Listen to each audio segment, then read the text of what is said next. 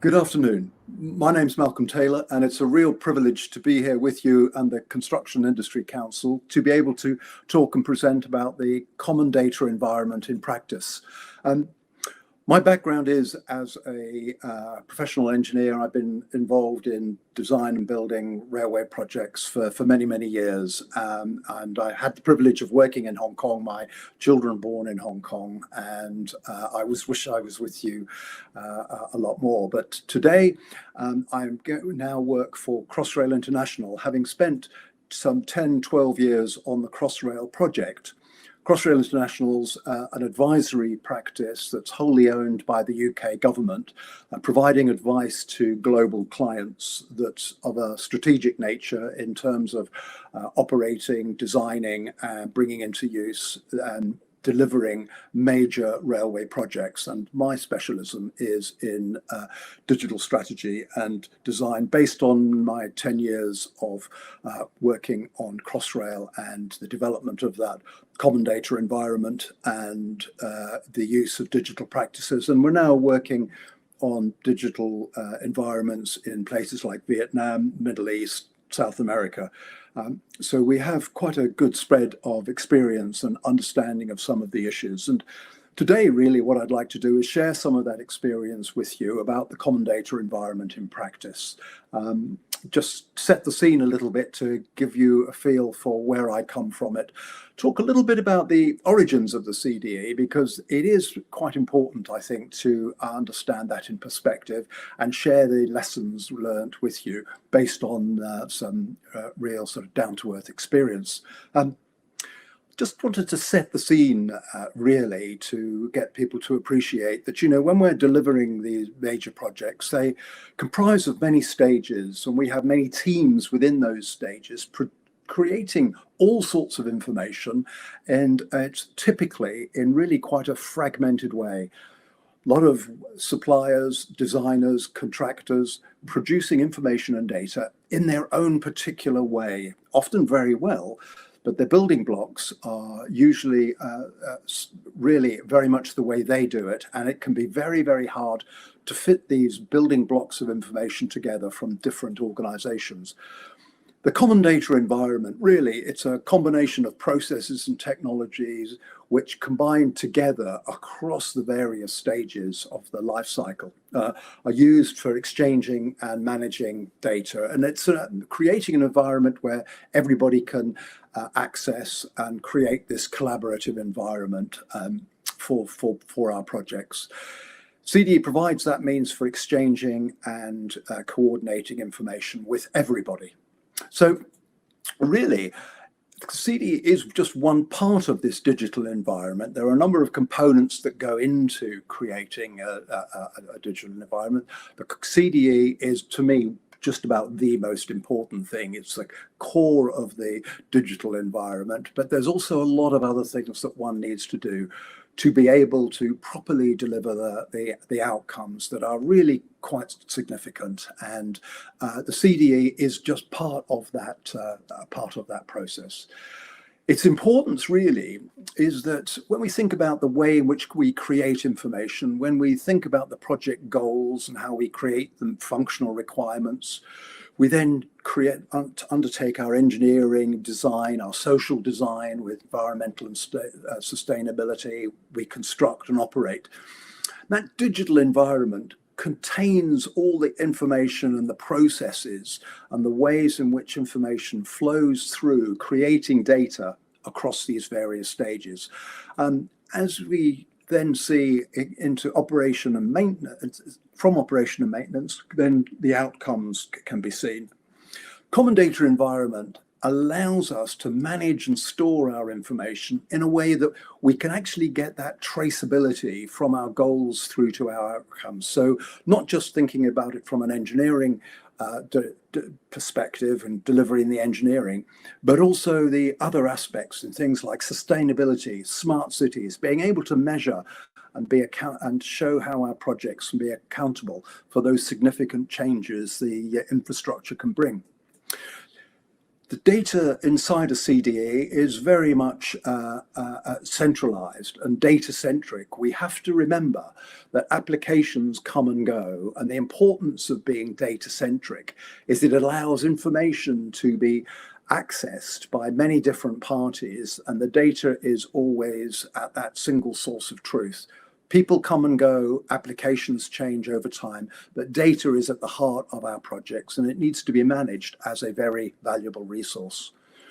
Now, the concept of a CDE certainly started a long time ago, and I remember using the BS 1192 Part 1 2007 version, where it first talked and mentioned about a CDE, about how to collaborate and share data. And it was a good, very simple document, which actually the Crossrail CDE is based entirely on. It has been superseded by ISO 19650, but that too sets out a lot more detail. CDEs often are thought of just single pieces of software, which is absolutely not a good way of thinking. It can be very much needed to be thought about as something suitable for dealing with the complexity and scale of projects, from something very simple like folders on a single server, or through up to multiple relational databases that you can use from the cloud. Depending on many things, depends on the shape of that CDE. So as I say, simple folder structures that we're quite used to, or if you go into relational databases where a lot of information is tabulated and related, and that's one of the really powerful things about using data within a relational database, that you create a great way for managing and sifting your data.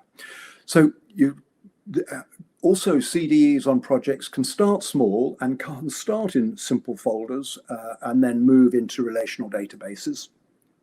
There's another aspect we need to think about, and again, that's about how clients actually want to tackle their information, whether they want to work as a thin client, doing little work and leaving it all to the supply chain, or going into great detail in delivery and being heavily involved, creating lots of workflows, managing much of the detail.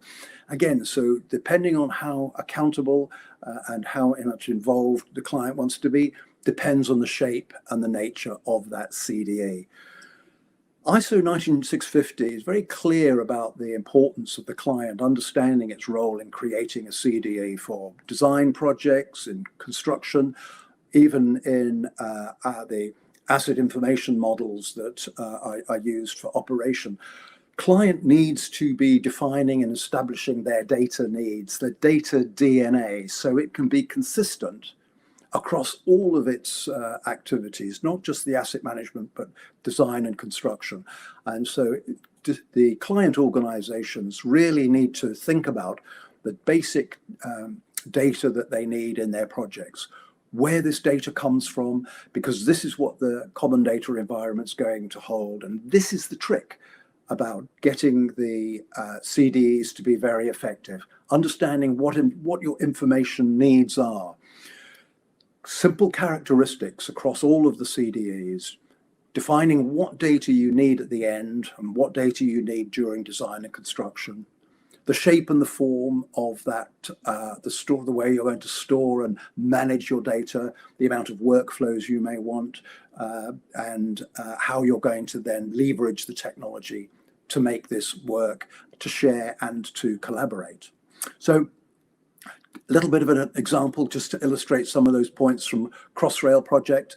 Crossrail has now moved into the Elizabeth line, but it took over 120 different contracts of one form or another to come together. And data, pretty much and information, very much the key, the glue holding this all together, because everybody needed to collaborate.